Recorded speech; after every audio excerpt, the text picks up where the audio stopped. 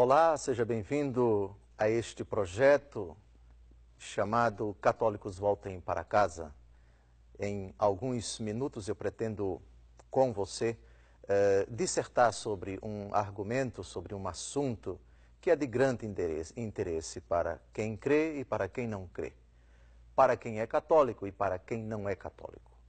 Qual a relação entre a Igreja Católica Apostólica Romana e a salvação?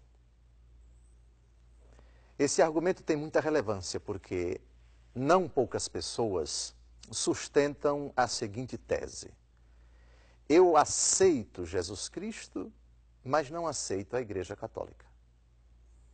Eu concordo com a doutrina de Jesus, mas não concordo com a doutrina da Igreja Católica. Eu acredito na salvação que só Jesus Cristo é capaz de me dar. Só Jesus Cristo salva. Jesus salva e a Igreja não salva. Você já ouviu isso? É uma tese muito interessante. Eu digo interessante porque suscita interesse em algumas pessoas. E sedutora, porque algumas pessoas, diante dessa insistência, desse chavão constantemente repetido, só Jesus Cristo salva, só Jesus Cristo salva, só Jesus Cristo salva, acabam concluindo: Jesus sim, não preciso da igreja.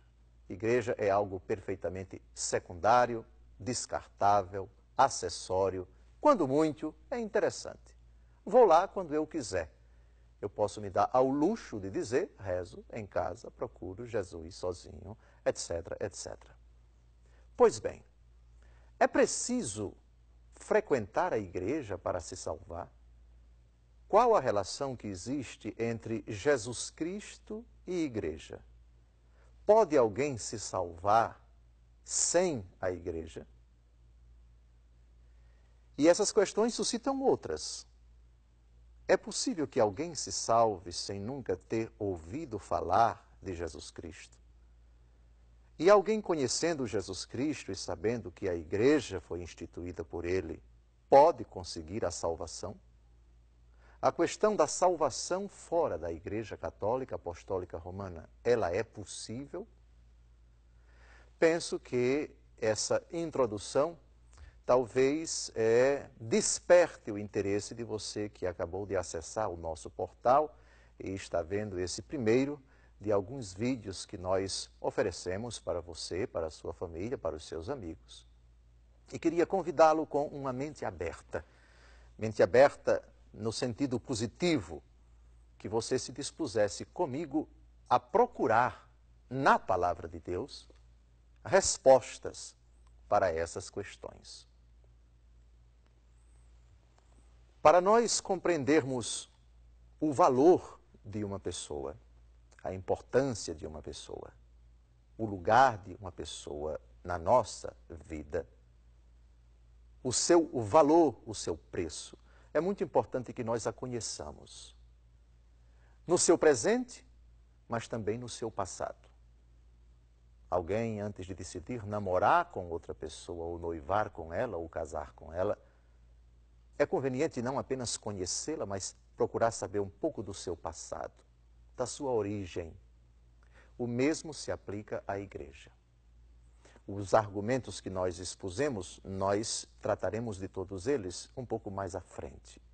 Porque agora eu queria propor a você um longo percurso desde as origens da igreja para nós compreendermos o lugar que ela ocupa na salvação que foi trazida, que foi oferecida por nosso Senhor Jesus Cristo. O pano de fundo será sempre este: a relação entre Jesus Cristo e a igreja. E eu queria, neste primeiro momento, enfocar 3 assuntos. A Igreja Católica, quando ela foi projetada, a Igreja Católica, quando foi prefigurada, e a Igreja Católica, quando foi preparada.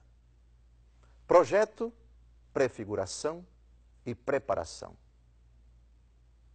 Antes de começar a construir um edifício, qual é o primeiro passo que os arquitetos, que os engenheiros precisam fazer? Um projeto. Nós pretendemos chegar àquilo, mas é preciso projetar. É o primeiro passo. Primeira pergunta, então. Onde nasceu o projeto da Igreja Católica? Houve algum esboço? Houve alguma planta baixa, por assim dizer? Os primórdios da Igreja Católica Apostólica Romana estão onde? Remontam a que ponto da história? A resposta é dada pelo Catecismo da Igreja Católica. Sabem onde está o projeto da Igreja Católica? Não está no tempo. Está na eternidade. Deus Todo-Poderoso quis a Igreja Católica antes que o mundo fosse criado. Há um texto magistral do Catecismo da Igreja Católica que explica isso muito bem. O querer de Deus está nele, e ele é eterno. Pois bem, a eternidade precede o tempo. Antes do tempo existe a eternidade. E na eternidade está Deus, porque Deus é eterno. E no ser de Deus está o querer de Deus. Aquilo que Deus concretizou, aquilo que Deus realizou, aquilo que Deus operacionalizou no tempo, já estava no seu coração, no seu desígnio, antes que o mundo fosse criado. Convido você a ler comigo esse texto magistral da Igreja Católica sobre esse argumento.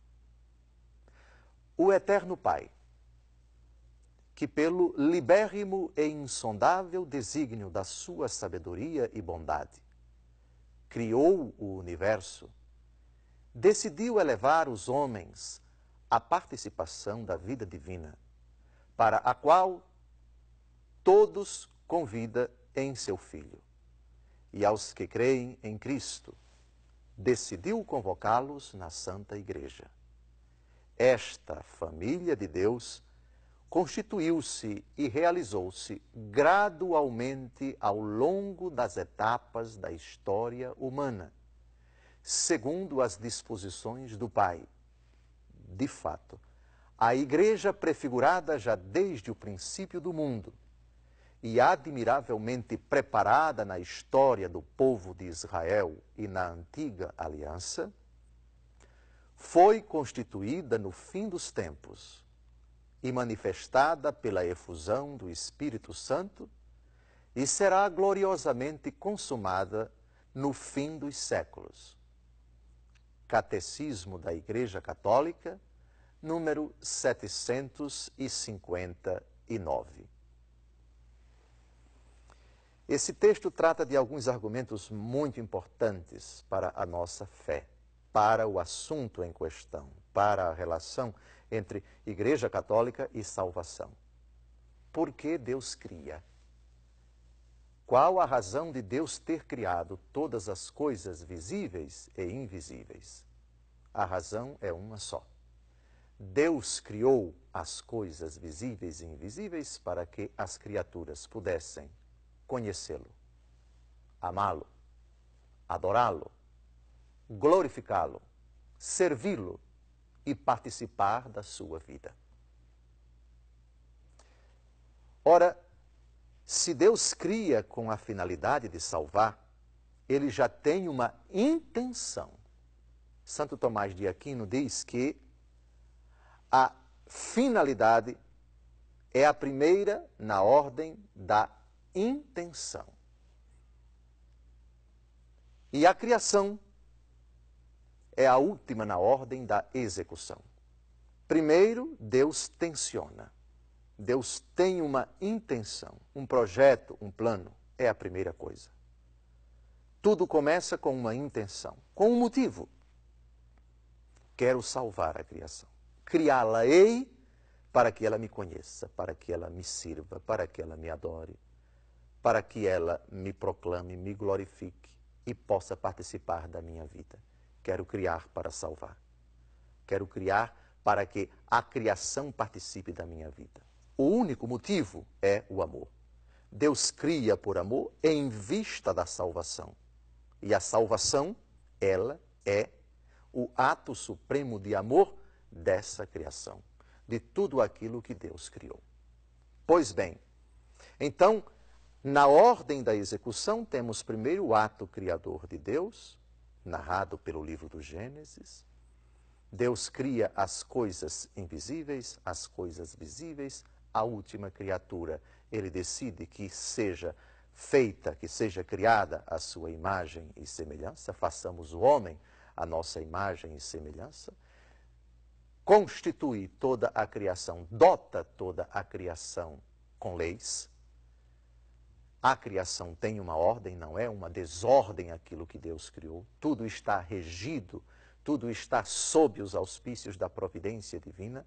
A criação tem um sentido, tem uma meta bem precisa. Existe uma harmonia profunda em tudo aquilo que Deus criou. Existem leis que Deus conferiu às criaturas para que elas fossem regidas por essas leis. E a lei última é a providência divina que conduz, que protege, que guarda e que rege tudo. Pois bem, depois da criação, nós temos uma prefiguração, nós temos figuras antecipadas lá no começo da criação que apontam para aquilo que um dia nós entenderemos pelo nome de igreja. Vou dar 2 exemplos lá no livro do Gênesis. 2 sinais prefigurativos da Santa Igreja. No capítulo 3 do livro do Gênesis, depois que o homem pecou, depois que a mulher pecou, depois que ambos desobedeceram a Deus, lá no versículos 14 e 15, no diálogo do Senhor Deus com a serpente, ele faz uma profecia. Olhando para a serpente, ele diz: eu porei inimizade entre ti e a mulher, entre a tua descendência e a dela. Ela te ferirá a cabeça, esmagará a tua cabeça, e tu lhe ferirás o calcanhar. De que nosso Deus estava falando quando afirmou isto? No capítulo 12 do Apocalipse, o último livro da Bíblia, nós temos uma resposta. Essa mulher é a igreja. Uma mulher vestida de sol, tendo a lua debaixo dos pés, coroada de estrelas, estava grávida, prestes a dar à luz. O dragão colocou-se diante da mulher, sabemos no mesmo capítulo 12, que esse dragão é a primitiva serpente, Satanás. Essa mulher foi protegida por Deus, levada para o deserto, onde foi alimentada durante 1260 dias. O dragão travou combate com Miguel e seus anjos, já não se encontrou lugar no céu para ele. E ele partiu para perseguir a mulher e para perseguir aqueles que são a descendência da mulher. Agora nós entendemos uma prefiguração da igreja, já nas palavras do Senhor Deus. Segundo exemplo, o episódio do dilúvio. O Senhor Deus determina que que Noé construa uma arca, dentro da qual ele deve colocar um casal de todos os animais que ele encontrar na face da terra, e envia uma chuva torrencial, chove sobre a terra durante 40 dias, e somente aqueles que estão dentro da arca escapam. O apóstolo Pedro, numa de suas cartas no Novo Testamento, vai dizer que a arca é símbolo da igreja, símbolo do batismo que agora nos salva. Prefiguração. Lá no começo da história da humanidade, lá nos primórdios da revelação, nós temos algumas figuras antecipadas, isto é, prefigurações daquilo que um dia se chamará igreja, daquilo que um dia virá a ser a igreja. Então tratemos agora dessa questão da prefiguração, tendo sempre em mente essas palavrinhas, 4 palavrinhas que são fundamentais para compreendermos a igreja. A igreja projetada, já vimos isto lá na eternidade. Depois, igreja prefigurada. Depois, igreja preparada. Depois, igreja constituída, fundada, institucionalizada. Vamos então ao segundo momento, a igreja prefigurada. Também, nesse sentido, temos um texto magistral do Catecismo da Igreja Católica. O mundo foi criado em ordem à igreja, diziam os cristãos dos primeiros tempos. Deus criou o mundo em ordem à comunhão na sua vida divina. Comunhão que se realiza pela convocação dos homens em Cristo. E esta convocação é a igreja. A igreja é o fim de todas as coisas. Até as próprias vicissitudes dolorosas, como a queda dos anjos e o pecado do homem, não foram permitidas por Deus, senão como ocasião e meio de pôr em ação toda a força do seu braço, toda a medida do amor que queria dar ao mundo. Assim como a vontade de Deus é um ato e se chama mundo, do mesmo modo, a sua intenção é a salvação dos homens e chama-se igreja. Prefiguração.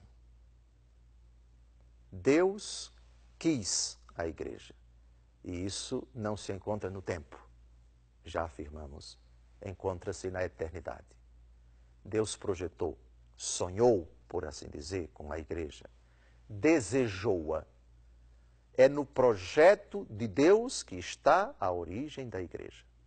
Deus cria e coloca na história, nos acontecimentos dos homens, pré-figuras, pré-antes. Figura é uma imagem parca, uma imagem ainda muito remota.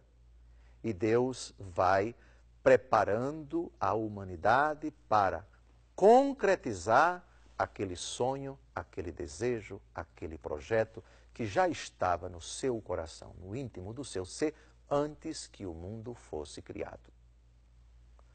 O texto que acabamos de ouvir do Catecismo da Igreja Católica faz referência a certos acontecimentos, a certas vicissitudes que são narradas em tons muitas vezes dramáticos no Antigo Testamento. O pecado do homem, a inclinação do homem ao pecado e todas as consequências do pecado. Na história de Israel, dores, aflições, traições, guerras, idolatrias, toda a história da humanidade ali representada numa nação chamada Israel, escolhida por Deus em Abraão, traduz perfeitamente as vicissitudes, as angústias, as perturbações, os dramas, as angústias, as aflições da humanidade, desde o pecado de Adão até os tempos atuais. Malgrado tudo isso, nada disso também consegue impedir que o plano de Deus se concretize. Em tudo isso tudo foi permitido por Deus, e quando Deus permite, significa Deus cria o homem livre e não o impede de fazer o mal, nem o força a fazer o bem, porque dotou o homem de uma prerrogativa impressionante e poderosíssima. O homem tem a capacidade de decidir. Não podia ser diferente, uma vez que Deus criou o homem à sua imagem e semelhança. E Deus é livre e não age coagido por nada nem por ninguém. O homem é imagem e semelhança de Deus. Portanto, em tudo isso, Deus respeita profundamente a, aspas, autonomia do homem, o poder que o homem tem de decidir, seja para o bem, seja para o mal, de reger, de conduzir a si e aos outros, seja para a felicidade ou para a infelicidade. A prefiguração também se concretiza naqueles sinais da nova aliança. Veremos mais na frente, antes de nosso Senhor Jesus Cristo constituir aqueles elementos fundamentais que vão integrar a estrutura chamada igreja. Já no Antigo Testamento temos essas prefigurações. Da prefiguração, a gente vai passar daqui a pouco para a preparação. Qual a diferença entre prefiguração e preparação? Prefiguração, nós temos uma imagem remota, antiga, na qual temos alguns vestígios. Por analogia, a gente já vê alguns sinais. Deus indicando aquilo dali parece-se com algo que muito mais na frente vai ter uma certa conformação, uma certa imagem, uma certa constituição com aquilo que nós estamos vendo agora. Por exemplo, Israel atravessando a pé enxuto o Mar Vermelho, símbolo do batismo. Israel saindo do cativeiro do Egito para a terra onde jorra leite e mel, a imagem, a passagem de Cristo da morte para a ressurreição, Páscoa. E tantos outros sinais prefigurativos. A antiga aliança pautada nas tábuas da lei.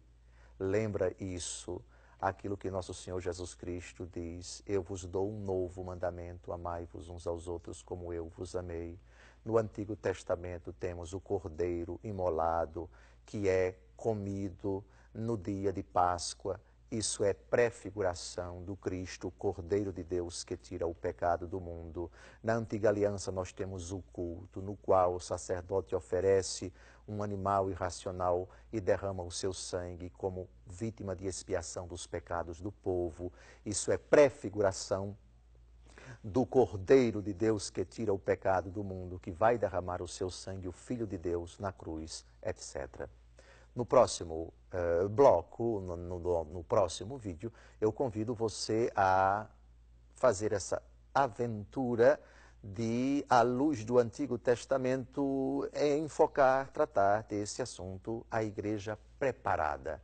Deus a projetou e Deus a prefigurou e agora ele começa a preparar a igreja. Grave bem essas 4 palavras-chave até a constituição da igreja. Igreja projetada, igreja prefigurada, igreja preparada, igreja constituída, igreja fundada. Até lá.